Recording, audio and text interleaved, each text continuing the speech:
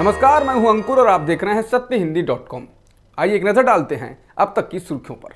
Corona की दवा कोरोनिल बनाने का दावा करने वाली पतंजलि की मुश्किलें बढ़ती जा रही हैं। उत्तराखंड आयुर्वेद विभाग के लाइसेंसिंग ऑफिसर का कहना है कि पतंजलि के एप्लीकेशन पर हमने लाइसेंस जारी किया है। इस एप्लीकेशन में कहीं भी कोरोना वायरस का जिक्र नहीं था। इसमें कहा गया था कि हम इम्यूनिटी बढ़ाने, कफ और बुखार की दवा बनाने का लाइसेंस ले रहे हैं। विभाग की ओर से पतंजलि को नोटिस भेजा गया है। कोरोना वायरस की दवा बनाने का दावा करने वाले योग गुरु बाबा रामदेव और पतंजलि आयुर्वेद के एमडी आचार्य बालकृष्ण के खिलाफ बिहार के मुजफ्फरपुर में केस दर्ज कराया गया है। बाबा रामदेव की संस्था पतंजलि ने मंगलवार को कोरोना की दवा बनाने का दावा किया था और कोरोनिल दवा लॉन्च की थी। इसके अलावा जयपुर के गांधीनगर थाने में बाबा रामदेव सहित अन्य लोगों के खिलाफ शिकायत दर्ज कराई गई है। राजस्थान सरकार भी बाबा रामदेव के खिलाफ सरकार की अनुमति के बिना कोरोना वायरस रोगियों पर कोरोनिल दवा का क्लिनिकल परीक्षण करने का मामला दर्ज करेगी। राजस्थान में कांग्रेस सरकार ने कहा है ये एक धोखा है, परीक्षण नहीं।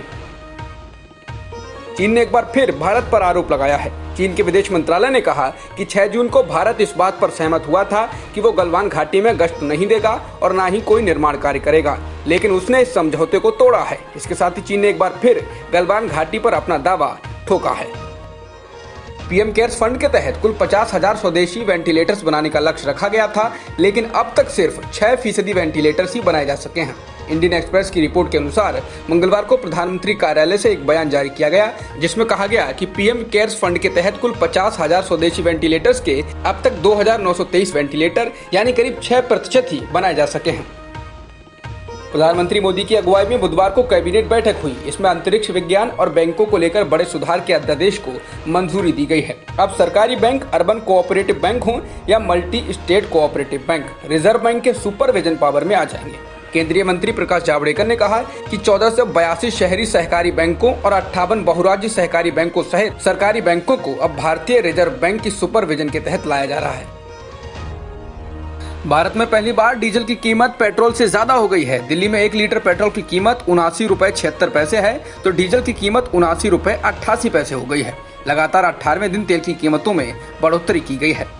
इतने समय में डीजल की कीमत में 10 रुपए 48 पैसे तो पेट्रोल की कीमत में 8 रुपए 50 पैसे की वृद्धि की गई। कांग्रेस के पूर्व अध्यक्ष राहुल गांधी ने तेजी से फैलते कोरोना वायरस और लगातार बढ़ रही तेल की कीमतों को लेकर केंद्र सरकार को निशाने पर लिया है। राहुल ने एक ग्राफ ट्वीट किया है जिसमें कोरोना और पेट्रोल डीजल की कीमतों में उछाल दिखाया गया है। इसके साथ ही उन्होंने लिखा है कि मोदी सरकार ने कोरोना महामारी और पेट्रोल डीजल की कीमतें अनलॉक कर दी हैं। उत्तर प्रदेश बोर्ड की 10वीं और 12वीं परीक्षा के रिजल्ट का इंतजार अब बस जल्दी ही खत्म होने जा रहा है। यूपी बोर्ड की परीक्षा के नतीजों की तारीख का ऐलान कर दिया गया है। यूपी बोर्ड की 10वीं और 12वीं की परीक्षा का रिजल्ट 27 जून 2020 को आएगा। पाकिस्तान में पिछले महीने जिस विमान हादसे में 97 लोगों की मौत हो गई थी, उसके लिए एयर ट्रैफिक कंट्रोल और पायलट की गलती जिम्मेदार थी। हादसे की जांच के लिए गठित की गई कमेटी की शुरुआती रिपोर्ट में ये बात कही गई है। पाकिस्तान के नागरिक उड्डयन मंत्री गुलाम सरवर खान ने बुधवार को संसद में इसकी घोषणा करते हुए कहा वे प्रोटोकॉल का पालन करने में नाकाम रहे थे। उन्होंने ये भी कहा कि पायलट और को पायलट दुनिया भर में फैली कोरोना महामारी के बारे में बातचीत कर रहे थे और इसी कारण हवाई जहाज के पायलटों का ध्यान बट गया था। जॉन्स हॉपकिंस यूनिवर्सिटी के मुताबिक दुनिया भर में अब तक 4,78,000 लोगों की कोरोना के कारण मौत हो चुकी है। वहीं संक्रमित होने वालों की संख्या 92,93,000 से अधिक हो गई है। अब तक की खबरों में इतना ही। बाकी खबरों के लिए बने रहिए सत्यहिंदी.com के साथ।